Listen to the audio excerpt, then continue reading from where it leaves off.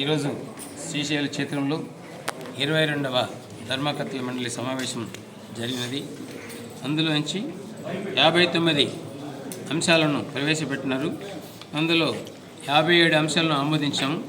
రెండు అంశాలను వాయిదా వేయడం జరిగింది.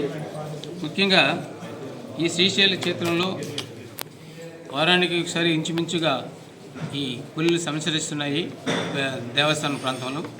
దాన్ని కట్టుదిట్టం చేయడం కోసం ఫెన్సింగ్ను కూడా వేసి 1 మంత్ నెక్స్ట్ శివరాత్రి ఉత్సవాల లోపల పూర్తి చేయాలని చెప్పేసి దాని ఎస్టిమేట్ను వేసి దాన్ని ఒక టెండర్ పిలిచి తొందరగా కంప్లీట్ చేయాలని కూడా ఆదేశించడం జరిగింది, ఆమోదించడం జరిగింది.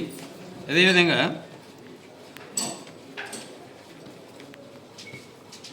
ఈ క్షేత్రం సుందరీకరణ భాగంగా భక్తులు సందర్శించే వీలుగా ఏనుగుల చెరువు కట్ట, తర్వాత వచ్చి మన మల్లమ్మ కన్నీరు దగ్గర 20 acres ల్యాండ్ను నందనవనంగా చేసే కోసం ఆమోదించడం జరిగింది. అదేవిధంగా ఈ శ్రీశైల క్షేత్రంలో పక్షులకు సంబంధించిన పార్కును, నెమళ్ళకు, అదేవిధంగా జింకల పార్కు, ఇంకోటి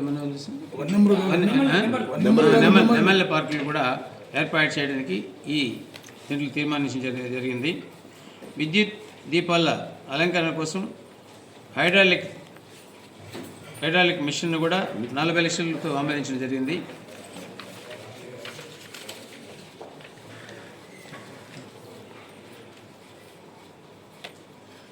క్షేత్రంలో దేవస్థాన ప్రసార వ్యవస్థకు సంబంధించిన పబ్లిక్ అండ్ స్ట్రీమ్స్ నిర్వహణ కోసం ఎలక్ట్రికల్ సామాన్లు కూడా జరిగింది. క్షేత్ర పరిధిలో విద్యుత్ నిర్వహణ కోసం LED లైట్లు, సంబంధిత కేబుల్ మొదలైన వాటిని కూడా 20 లక్షలకు పెంచడం జరిగింది. రాబో శివరాత్రి మరియు రోజువారీ అవసరాల నిమిత్తం CCTVల నిర్వహణ కూడా 34 లక్షలు కూడా ఆమోదించడం జరిగినది. నంది సర్కిల్ వద్ద రహదారిని విస్తరణ కూడా ఆమోదించడం జరిగినది. భద్రతా చర్యల దృష్ట్యా Rudra park chain link machine కూడా ఏర్పాటు జరిగింది. రక్షణ చర్యల్లో భాగంగా బాహ్య రహదారి పొడవున అవసరమైన చోట ఫెన్సింగ్ను కూడా ఏర్పాటు జరిగింది. అదేవిధంగా భక్తులకు సౌకర్యార్థం స్థానిక బ్యాంకుల ద్వారా మరో 3 ఏటీఎం కేంద్రాలను కూడా ఏర్పాటు చేయడం జరిగింది. అన్నదాన వితరణ భాగంలో ఎగ్జాస్ట్ ఫ్యాన్లు మరియు అన్నదాన వితరణ సంబంధించిన దానికి కూడా దాని మరమ్మతుల కోసం కూడా 17 లక్షలు శాంక్షన్ చేయడం జరిగింది. ఉదయాస్తమనం ప్రాతకాల సేవకి వచ్చే భక్తులకి శివపార్వతుల ప్రతిమను కూడా వెండి ప్రతిమను కూడా ఇవ్వాలని చెప్పేసి మేము ఈ జరిగింది.